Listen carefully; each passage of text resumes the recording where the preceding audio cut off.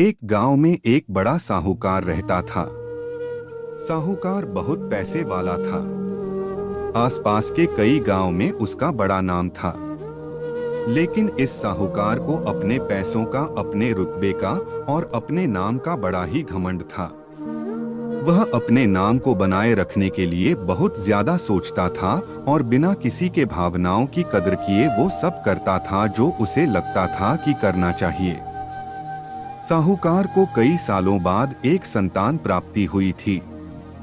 साहूकार ने अपने इस खुशी को मनाने के लिए अपने घर पर एक बहुत बड़ा कार्यक्रम रखा, जिसमें उसने आसपास के गांव के सभी श्रीमंत लोगों को और सिर्फ ऐसे रिश्तेदारों को जो पैसे वाले थे बुलाया था।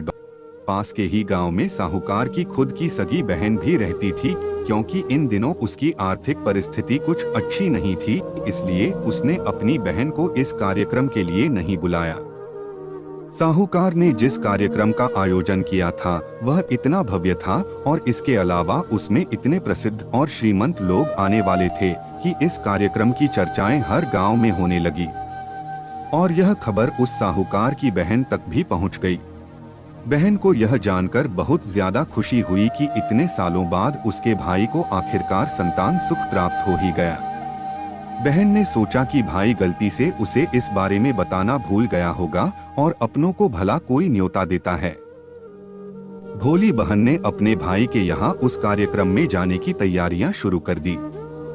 जिस दिन वह कार्यक्रम था उस दिन बहन सुबह सुबह ही अपने भाई के घर जाने के लिए निकल पड़ी। रास्ते में अपने पुराने मैले कपड़े देख उसे ख्याल आया कि अगर किसी और के घर जाना होता तो मैं ऐसे कपड़ों में जाने की सोचती भी नहीं, लेकिन मैं तो मेरे अपने घर, मेरे मायके जा रही हूँ, वहाँ मुझे ये सब सोचने की कोई जरूरत नहीं है। जैसे ही वह अपने मायके पहुँची, वहाँ का भव्य आयोजन देखकर वह बहुत खुश हो गई और उसे अपने भाई पर बहुत गर्व हुआ। वहाँ पर वह जल्दी से जल्दी अपने भाई को मिलकर उसकी खुशी में शामिल होना चाहती थी। वह तुरंत सीढ़ियाँ चढ़कर घर के अंदर प्रवेश कर गई। उसने देखा कि उसका भाई मेहमान के तौर पर आए सभी धनाढ्य और नामी लोगों का स्वागत करने में व्यस्त है। बहन जैसे ही अपने भाई की तरफ उससे मिलने के लिए बढ़ी, उसके भाई की नजरें उस पर पड़ गई और अपनी बहन को ऐसे मैले पुराने कपड़ों में देखकर भाई ने उससे मिलना तो दूर बल्कि तुरंत बहाना बनाकर वहां से निकल गया। बहन ने सोचा इतने लोगों में बेचारा अकेला भाई क्या क्या करे, जरूर उसे कुछ काम याद आया होगा, इसलिए वहां से चला गया होगा। बहन बाद में अपनी भाभी से मिलने गई। भाभी ने उसका स्वागत किया और उसे खाना खाने के लिए आग्रह किया। बहन ने सोचा ठीक है, पहले खाना खा लेती हूँ, फिर बाद में आराम से भाई से मिल लूंगी। बहन खाना खाने के लिए पंगत में बैठी। साहूकार ने देखा कि अपने सभी धनवान मेहमानों के बीच उसकी गरीब बहन बैठी हुई। सभी कीमती पोशाक पहने लोगों के बीच उसकी बहन, जो पुराने मेले कपड़े पहनकर बैठी थी, यह साहूकार से देखा नहीं गया। उसने अपनी बहन को अपने पास बुलवाया, भला बुरा सुनाया और वहां से जाने के लिए बोला। बहन ने अपने सपने में भी नहीं सोचा था कि उसके साथ कभी ऐसा व्यवहार भी हो सकता है, और वह भी उसके खुद के मायके में।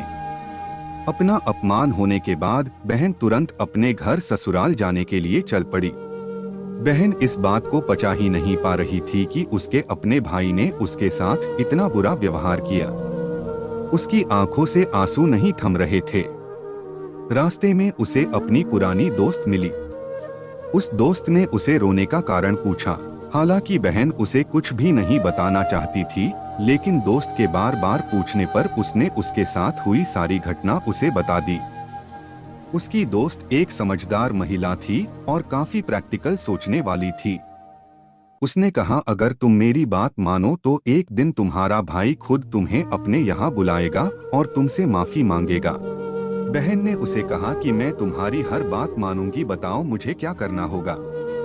दोस्त ने कहा कि तुम इस अपमान को, इस दुख को एक दिशा दे दो और कोई गृह उद्योग शुरू कर दो, उसमें इतनी मेहनत करो कि उस काम में तुमसे अच्छा कोई भी ना हो। बहन को अपने दोस्त की बात सही लगी। उसने घर पहुंचकर अपने आंसू पोंछकर उसी दिन से एक गृहोद्योग शुरू किया। उसने दिन रात मेहनत की, अपने साथ कई और गांव की महिलाओं को जोड़ा और देखते ही देखते उसका गृह उद्योग चल पड़ा। कुछ ही सालों में आसपास के 50 गांव में उसका नाम और रुतबा काफी बढ़ गया और अब वह पैसों के मामले में अपने भाई से भी ज्यादा बड़ी बन गई। भाई को भी जब यह पता चला कि उसकी बहन इतनी श्रीमंत हो गई है तो उसने सोचा कि एक बार उससे मिलकर आया जाए। वह जब अपने बहन को उसके घर मिलने पहुंचा तो बहन ने उसका किसी राजा महाराजा की तरह स्वागत किया, उसके पसंद खाना खिलाया। बहन का ऐसा व्यवहार देखकर भाई को अपनी पिछली गलती का एहसास हुआ, इसलिए उसने अपनी बहन को अपने घर होने वाली पूजा के लिए आमंत्रित किया। कुछ ही दिनों बाद बहन अपने भाई के यहाँ उस पूजा के लिए पहुँच गई। जैसे ही बहन अपने भाई के घर पहुँची, उसका भाई उसके स्वागत के लिए दरवाजे में ही खड़ा था। बहन अपने महंगी गाड़ी में आई थी, उसने बहुत कीमती साड़ी और उससे भी ज्यादा कीमती गहने दागिने पहन रखे थे। बहन का ऐसा ठाठ बाट देखकर सिर्फ भाई नहीं बल्कि उसका पूरा गांव दंग रह गया। भाई दौड़कर आया और बहन की गाड़ी का दरवाजा खोलकर उसे बाहर आने के लिए कहा और बड़े प्यार से उसे पूजा का प्रसाद ग्रहण करने के लिए बुलाया। बहन को इस बार 12 पकवान परोसे गए थे। चांदी की थाली में उसे खाना दिया गया था, वह साथ में एक सोने की चम्मच भी रखी गई थी। उसके बैठने के लिए बेशकीमती पाट रखा गया था। बहन को यह सब देखकर उसके वह पुराने दिन याद आ गए जब भाई ने उसे बिना खाना खिलाए ही भला बुरा कहकर वापस लौटा दिया था।